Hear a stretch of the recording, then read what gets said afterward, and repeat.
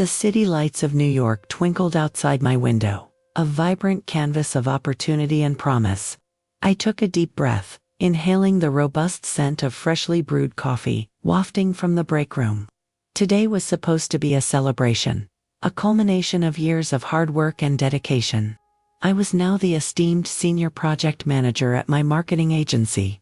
The title sounded delightful, but it felt like a heavy cloak draped across my shoulders. "Laura, congratulations!" my colleague Amanda exclaimed, her smile stretching wide. I could hear the excitement in her voice, but something about her gleeful tone felt off. I couldn't shake the feeling that others were not as thrilled as she was. As the congratulations poured in, I noticed a few side glances, whispers exchanged just out of earshot. The atmosphere was festive, yes, but also tense. "Let's show them what we've got," I declared, my heart racing with a mix of determination and apprehension. Little did I know, behind those cheers, envy was brewing like an unwelcome storm. I dove straight into the work, thriving on the challenge, the success of each completed project boosting my adrenaline. But beneath the surface, discontent simmered among my peers. Weeks turned into a whirlwind of late nights and relentless pressure. Then, one day, as I passed by the conference room, I caught snippets of conversation that pierced through the hum of office life like a knife. "She thinks she's better than us," whispered someone sharply. I stopped, inconspicuously wedged against the wall, my heart thudding heavily. "Yeah, we need to do something about her," another voice chimed in. The realization hit me like a cold wave. I wasn't just making waves, I was rocking the boat, and hard. Later, while searching for an overlooked document, I stumbled upon a hidden email thread. My palms became clammy as I read the messages outlining strategies to undermine my authority. My breath hitched. This was no longer just a career milestone. I was now the target of a calculated scheme. Then came the day that flipped my world upside down. Sitting across from my boss in her sleek office, I awaited her praise. Instead, her words felt like a sucker punch. "Laura, we have to let you go. You've overstepped on the Campbell account." I was numb. All my hard work derailed by jealousy. My mind raced. Could my efforts to excel lead to my undoing? As I walked out of that building, I knew my fight was just beginning. What would I do now? Curiosity swirled in my mind. What was my next move?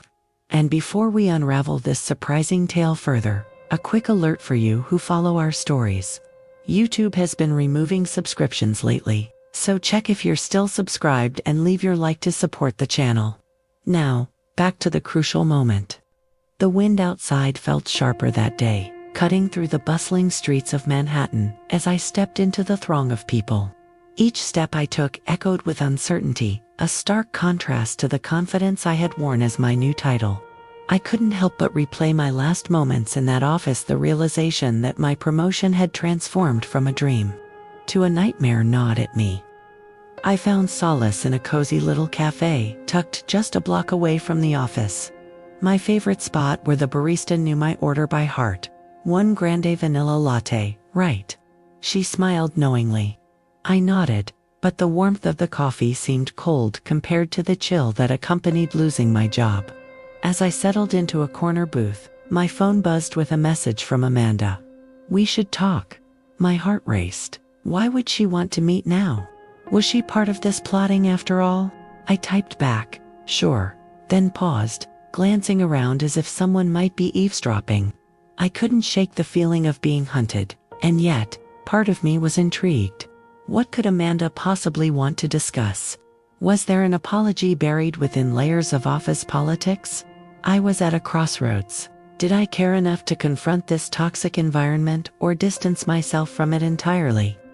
I sipped my latte. The taste bitter and sweet. It reminded me of my past successes mingled with this bitter betrayal. Maybe I can turn this around, I thought fiercely, determination sparking within me. After all, I had never been one to back down easily. The seed of an idea started to bloom in my mind, a pivoting strategy to reclaim my narrative. But how would I implement it? Just then, my phone buzzed again, this time. It wasn't a message from Amanda, but an alert for a marketing conference happening next week. It was an opportunity, an arena where I could showcase my talents and connect with industry leaders. The path ahead appeared murky, but it glimmered with possibility. I hesitated, my thumb hovering over the registration link. Could this be the fresh start I desperately needed? Before I dive into this next chapter of my journey, it's essential to remind you to tap that like button if you're enjoying the story. Let's unravel this thrilling maze together. What awaits me at the conference? What risks will I take to get my life back on track? Stay tuned. The conference was buzzing with energy as I walked through the sprawling venue, each booth a potential gateway to new opportunities. I took a moment to absorb my surroundings, the scent of fresh coffee, the sound of enthusiastic chatter, and the visuals of bright banners advertising cutting-edge marketing strategies. I felt a flutter of nervous excitement. This was my chance to reshape my narrative, to transform my experience from humiliation to empowerment. I glanced at the agenda, noting the speakers lined up for the day. Leaders in the industry success stories, just like I used to be. I spotted a session titled Turning Setbacks into Comebacks. Intrigued, I navigated through the crowd, some part of me hoping it would echo my own journey. As I entered the room, I found myself seated next to someone who looked equally anxious yet hopeful. "First time at this one?" she asked with a friendly smile, her eyes sparkling with enthusiasm. "Yeah, just trying to figure things out after." "Well, I replied, my voice trailing off, uncertainty creeping back in. "Trust me, I get it. But this is the place to be. Let's show them what we're made of," she said, her words bubbling with inspiration. As the session began, the speaker shared stories of resilience, weaving tales of struggles that ultimately led to incredible successes. Each narrative resonated with me, unlocking the strength hidden within. I couldn't just be a victim of corporate politics. I had the power to rise above it. With renewed determination, I sketched a plan in my notebook.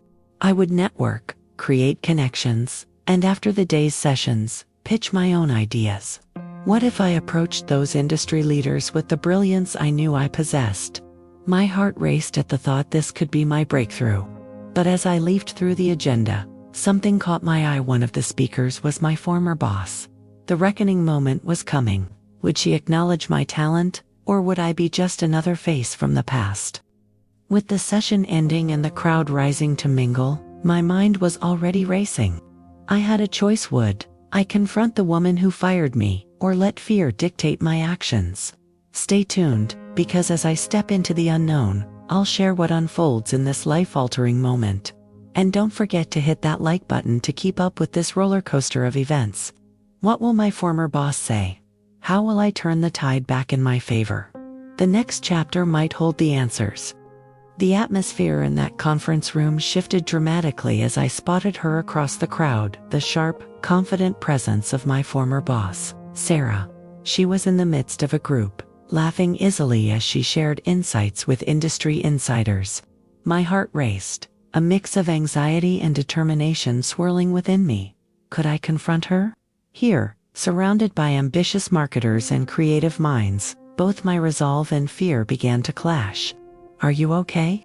the woman beside me asked, noticing my frozen expression. "Yeah, just remembering some past moments," I replied, forcing a smile while my mind scrambled with thoughts of how to approach Sarah.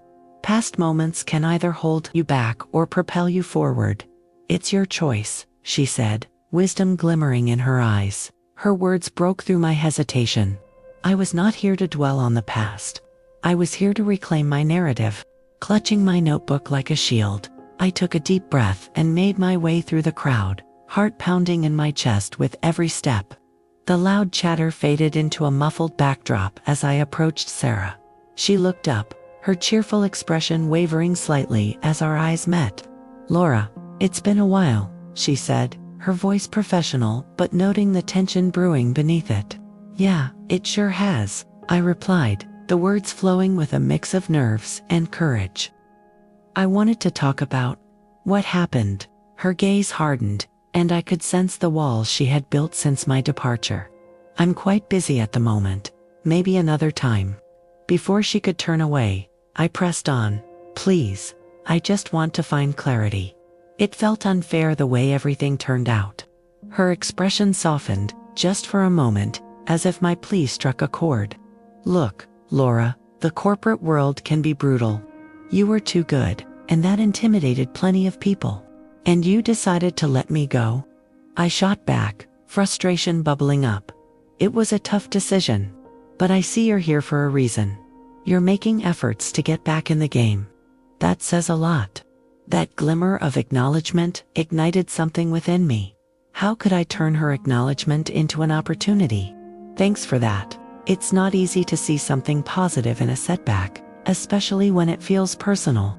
She nodded, contemplating my words. That's true. Everyone here has been through their trials. This was my opening. What if I shared my vision with you? I have plans, ideas that could really shake things up in marketing. Your input could be invaluable. A moment of silence followed, and I could see the wheels turning in her mind. All right, she finally said, her tone cautious but curious. Let's find somewhere quieter to talk. We stepped away from the crowd, and as I laid out my thoughts, innovative project ideas that combined creativity with data analytics, I felt a surge of confidence. Her expression shifted from skepticism to intrigue as I explained my ideas. That's interesting, Laura. You know, I always believed in your potential. But I wasn't the only one making choices back then, she admitted, a hint of nostalgia in her voice. Maybe we can work together again. Collaborate on something fresh. It might just change the game, I suggested, daring to hope. Let's not get ahead of ourselves, she cautioned.